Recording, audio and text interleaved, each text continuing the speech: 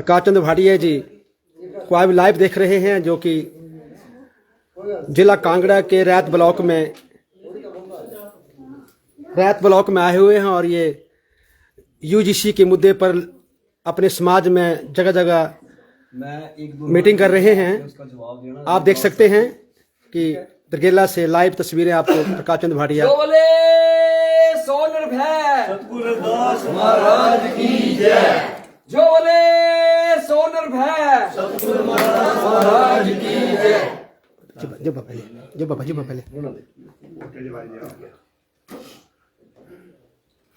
जय भीम जय भीम जय भीम जय भीम। धन्यवाद। सर्वप्रथम मैं सतगुरु रविदास जी की और बाबा साहब डॉक्टर भीमराव अंबेडकर जी के चरणों में कोटि कोटि नमन करता हूं।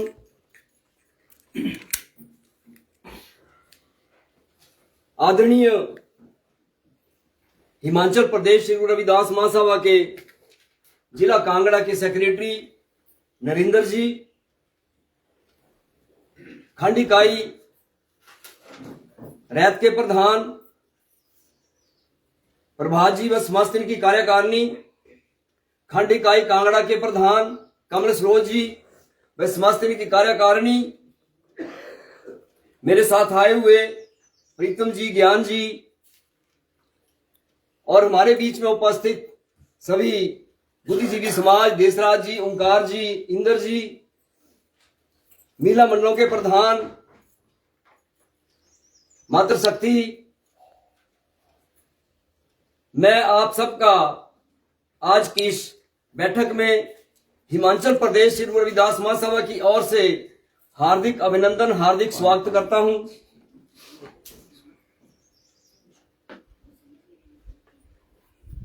छोटी सी रिक्वेस्ट के ऊपर जो है वो आज की बैठक का आयोजन किया गया।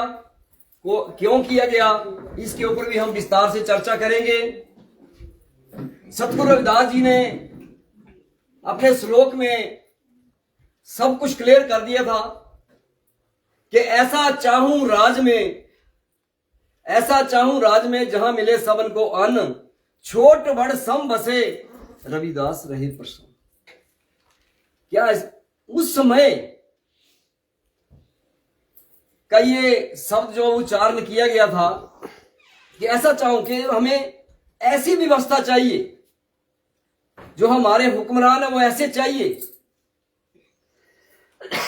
कि उसमें कोई भेदभाव की नीति ना हो, तो हम जो है पूरी हमारा समाज जो वो प्रसन्न रहेगा। ऐसे उच्चारण उस समय उन्होंने किए। आज हमें जरूरत है कि सतगुरु रविदास जी की, बाबा साहब डॉक्टर भीमराव अंबेडकर की और जितने भी हमारे महापुरुष हुए हैं, ज्योतिबाई फुले जी की, सावित्रीबाई फुले जी की, इनकी जो शिक्षाएं थी उनको अपने अंदर उतारें और अपने हमारे जो बच्चे हैं उनको इन शिक्षकों के द्वारा दी गई शिक्षाओं के बारे में जो हम अवगत करवाएं, तो शायद हमें उनकी शिक्षाओं से जो है वो भरपूर जो है हमें फल मिलेगा और हमारा जीवन भी जो है वो सफल होगा। साथियों, आज बहुत सी बातें हुई। मुझे खुशी हुई कि आज बहुत सी महिलाएं जो है हमारे बीच में उपस्थित हैं। नहीं तो कम महिलाएं हमें देखने को मिलती हैं, लेकिन ऐसा है कि जिस समाज की महिलाएं आगे बढ़ जाएं, वो समाज वो बुलंदियों के ऊपर जाता है। ये मेरा अपना वक्तव्य है। हम पीछे नहीं रहे हैं। हमारे समाज के बहुत से आईएएस हैं, आईपीएस हैं, एचएएस हैं, लेकिन फिर भी हमारी जो नई पीढ़ी, आगे आने वाली जनरेशन है, उसे जागरूक करने की आवश्यकता है, ताकि बच्चे शिक्षा से वंचित ना रहे, आगे बढ़े।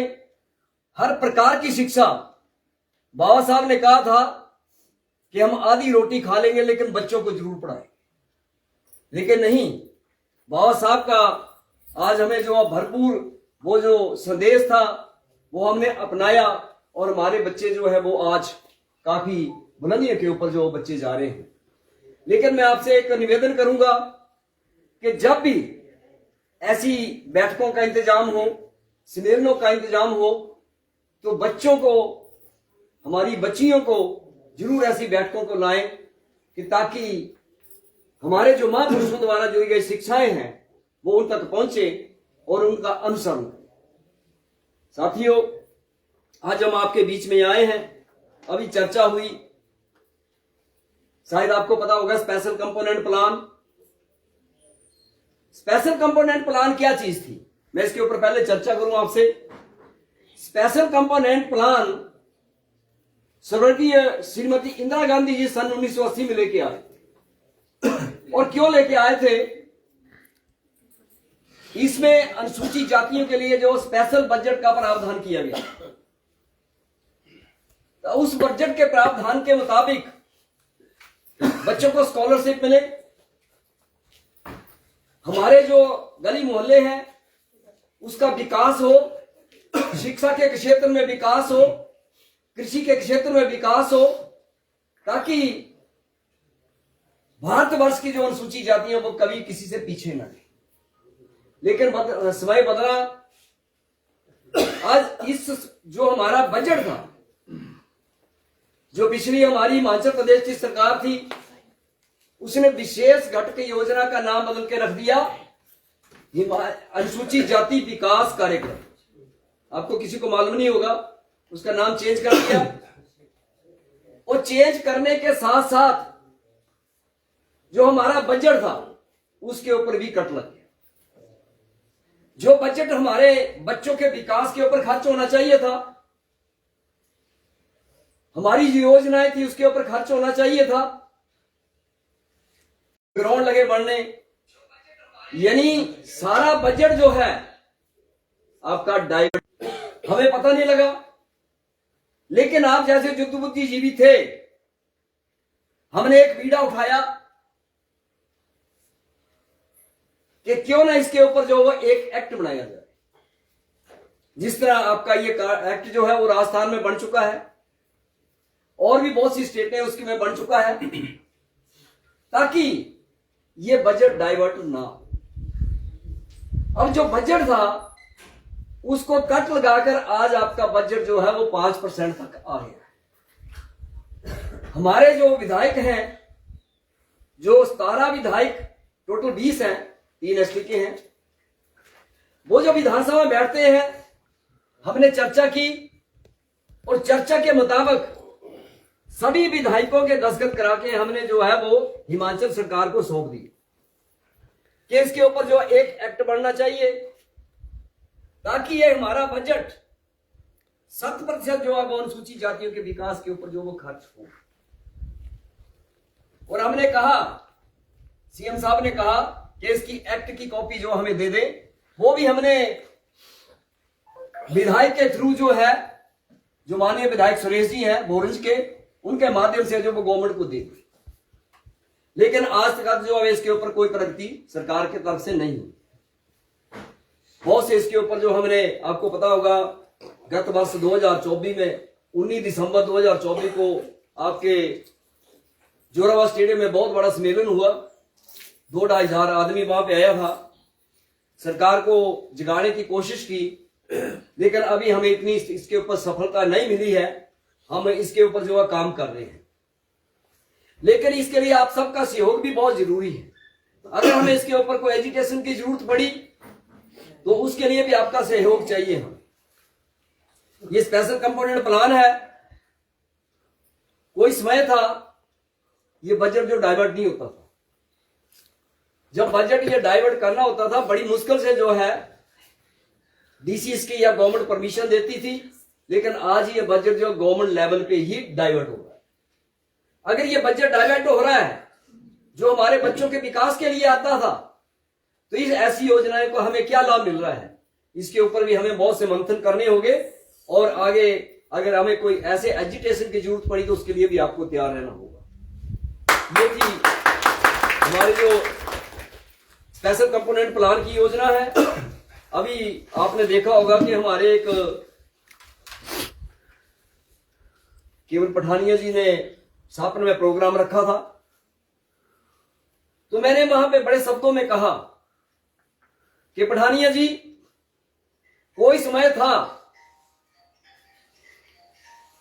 कांग्रेस सरकार कहती थी कि अनुसूचित जाति जो है वो हमारी रीढ़ की हड्डी होती थी, ये कहती थी। और सरकार ने ये माना है कि 74% वोट जो 22 का इलेक्शन हुआ है, 74% एससी का वोट जो है वो कांग्रेस पार्टी को पड़ा है, ये माना उन्होंने, सरकार ने माना है। लेकिन मैं कहा कि पठानिया जी 5.5 लाख की आबादी है हमारी रविदास समाज की, लेकिन सरकार में हमारा ना कोई चेयरमैन है ना हमारा वाइस चेयरमैन है। अगर इसी तरह रहा, मैंने चेताया उनको कि इसी तरह रहा तो रास्ता अलग भी हो सकता है, ये मैंने कहा है। ना हमारा चेयरमैन, ना वाइस चेयरमैन, ना हमारा एमएलए, ना कोई मंत्री।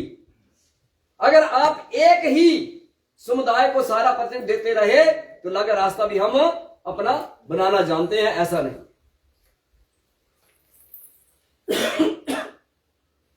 आपको मालूम होगा जो हमारा अनुसूचित जाति विकास निगम था, उसके बहुत से कार्यालय बंद कर दिए गए हैं। और जब मैंने इसके ऊपर चर्चा की, बात की, तो मुझे जो पत्र का रिप्लाई आया, कहा कि हमारे पास धन का अभाव है। अब हमारा जो बजट स्पेशल कंपोनेंट प्लान के अंडर आता है, वो बजट कहां चला गया? वो डाइवर्ट कर दिया। और हमें क्या मिला? हमारे आपका असिस्टेंट मैनेजर ऑफिस देरा बंद कर दिया गया, आपका सरका घाट बंद कर दिया गया, जुब्बल बंद कर दिया गया, भरमौर कर दिया गया, आनी बंद कर दिया गया, 5 दफ्तर हमारे बंद कर दिए गए। इस कॉरपोरेशन के अंतर्गत हमारे बच्चों को फायदे होते थे, बिना ब्याज के ऋण मिलते थे, और बहुत सी योजनाएं थी, ट्रेनिंग की योजनाएं थी। वो योजनाएं कहां चली गई? अब हमारे बच्चे कहां जाएंगे? हमारा जो जैसे जिला है, संसारपुर टैल से अगर धर्मशाला बंदा आएगा तो उसका कितना किराया लगेगा? अगर डमटाल से एक आदमी चलकर आएगा तो उसका कितना किराया लगेगा धर्मशाला के लिए? साथियों, ये बहुत सी सोची समझी सरकार की चल रही है कि बजट खत्म कर दो इनका, लेकिन हम ऐसा होने नहीं देंगे। आपको इसके ऊपर भी जागरूक रहना होगा। अभी हमने चर्चा की पंचायत चुनावों के ऊपर। अब नीट विषय में मई में पंचायतों के, जिला परिषद के, ब्लॉक चीनी के चुनाव होंगे। तो मैं भी आपसे एक गुजारिश करता हूं कि अभी चर्चा हो रही थी कि जब हम एक ही समुदाय के 4 आदमी खड़े हो जाएंगे तो भाई यहां हारना जरूर है। 3 आदमी मौका ले जाना, तिन्नी कहना हाँ दिखते रही जाना। साढ़े जेड़े एक बोर्ड जे 4 च डिवाइड होई आ, कहते सी किला आदमी की बूटे ले इसा गल्ला। ये तुहाड़ा पिंड जेड़ा सब ते गढ़ है मन्निया जांदा है, गढ़ मन्निया जांदा। तुसा जो मर्जी चाहन अपनी डिमांड जेड़ी है तू बैठी के मनवाई सकदे कुसी ते भी, पर कियां ते तुहाड़ी मुट्ठी इस तरीके ने होंगी। इतना बड़ा गढ़, मेरा ख्याल कितना 300-400 घर है तो मेरा ख्याल, अगर इतना भी हुआ है कि घर है तो 800-900 वोट तो तुहाड़ा ही बनी जांदा। और 800-900 वोट जेड़ा हुंदा सरकार जो बनाने वास्ते बड़ा भारी हुंदा है। यही बोर्ड जो थले भी कर सकता ना ऊपर भी कर सकता। इसा गल्ला अपनी एकता बनाई के इन फ्यूचर वास्ते जो इलेक्शन आवादा है, एक आदमी खड़ा करना जो भी तुम अच्छा समझना, या महिला हो, जब महिला की रिजर्व आएगी, एससी की रिजर्व आएगी। हाँ, एक बात और मैं आपसे कहना चाहता हूं, हमें ये कहते हैं कि अब आपकी रिजर्व सीट हो गई, आपका आदमी जो है से खड़ा हो। भाई जब ओपन होती है तब हम खड़े क्यों नहीं हो सकते? क्या हमारे में काबिलियत नहीं है? मैं ये आह्वान करता हूं कि जब ओपन सीट हो उसमें भी फाइट करो, उसमें फाइट करो, अपने हिस्सेदारी सुनिश्चित करो। देश के निर्माण में हमारा सबसे बड़ा योगदान है, बहुत बड़ा योगदान है। हर जगह अपनी हिस्सेदारी सुनिश्चित करो। आने वाला जो भविष्य है वो बहुत खराब हो रहा है, इसलिए बच्चों को जागरूक करो, बच्चों को भी आगे लाओ और खुद भी। एक बात और कि नौकरियों की कमी हो रही है। सरकार 50-50 ने जेड़े से आउटसोर्स रखा दी, को मित कर भर्ती कराए, को कुछ कर। तो मैं तुहाड़े ने एक रिक्वेस्ट करदा कि बच्चों को पढ़ाओ, अच्छी शिक्षा दो और बिजनेस वाले पासे बच्चे लेके जाओ, सेल्फ एम्प्लॉयमेंट वाले पासे बच्चे लेके जाओ। अच्छे रोजगार खोल ही लिया। बहुत बढ़िया। ता साड़ा को पले होने वाला है कहने जो 5,000 है ये नौकरी ने गुजारा करते रहेंगे ना हाँ आने वाली जनरेशन अपने बच्चे को शिक्षा दे सकती, कोई अच्छी शिक्षा कुछ नहीं दे सकते, ना साड़ा चूल्हा चौका चली सकता। इसलिए आपको जो है अपना ध्यान उस साइड से हटाकर वो दूसरी साइड भी लगाना होगा, तभी हमारा भला होगा, ऐसे होने वाला नहीं। ये भी ख्याल रखिए। आज बड़ा अच्छा एक सीमा देवी जो महिला मंडल की प्रधान है, बड़ा अच्छा क्वेश्चन रखा है इन्होंने, तो महिलाओं को प्रतिनिधित्व मिलना चाहिए, बहुत बड़ी बात है। लेकिन मैं आपको ये बताऊं कि हमारे समाज की महिलाएं इतनी जागरूक हैं कि हमारी ऊना की डिस्ट्रिक्ट प्रेसिडेंट जो है शकुंतला संधू, हमारी मंडी की जो प्रेसिडेंट है मीना कुमारी जी, दूसरी बार जो है वो डिस्ट्रिक्ट प्रेसिडेंट मंडी की, इतनी जागरूक है। और जब वो बोलती हैं और मुझे बड़ा उसका गर्व हुआ कि जब शिवरात्रि पे उनको बुलाया जाता है तो पगड़ी पहन के आगे चलती है, ये महासभा की और क्या चाहिए। निमंत्रण आता है जब मंडी का शिवरात्रि मेला होता है और उसमें शोभा यात्रा निकलती है तो उसमें निमंत्रण आता है महासभा, इससे और क्या चाहिए। तो इसलिए आपके स्टेट बॉडी की बात करूं, हमारी मंडी की जो हमारी सीमा देवी है वो हमारी जो है वो वाइस प्रेसिडेंट जो वो स्टेट बॉडी में है। हमारी लक्ष्मी देवी जो है से है वो स्टेट बॉडी में है, और सी बहुत सी महिलाएं जो इसमें स्टेट बॉडी में डाली हैं। और मैं निवेदन करता हूं प्रभात जी, आप अपनी बॉडी में महिलाओं को डालो और इनका एक बींग बना दो, एक महिला बींग बना दो, अलग से उस बॉडी में डालो, इनका महिला बींग बना दो ताकि ये अपने सशक्त हो सके उसमें। ये ख्याल रखें आप, ताकि हमारी नारी शक्ति जो है वो दमखम के साथ जो आगे बढ़नी चाहिए, ये पीछे नहीं रहनी चाहिए। आजकल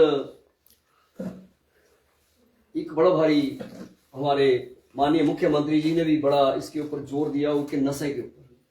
ये जो नशा है ये हर घर को खोखला कर रहा है, हर घर। तो मेरा एक सभी से अनुरोध रहे कि अपने बच्चे का विशेष ख्याल रखा जरूर। दिखा साड़ा बच्चा ज्यादा तक ज्यादा ये संजा का निकलिया तो कह निकलिया कहना कुथियो निकलिया कहना साड़ा ये बंदा अगर बाइका वाला खड़ोते तो कह खड़ोते पखला आदमी किस बेस से आया है तू, ये जरूर ख्याल रखा। और ये जेड़े तुम्हारे महिला मंडल ना ये बड़ा वधिया काम कर सकते इस पर, ये पूरे चौकसी रखा ताकि साड़ी जेड़ी बच्चे नाने वाली जनरेशन उठी नशे च न फसी नहीं, दलदल च न फसी। ये ख्याल रखना विशेष कर।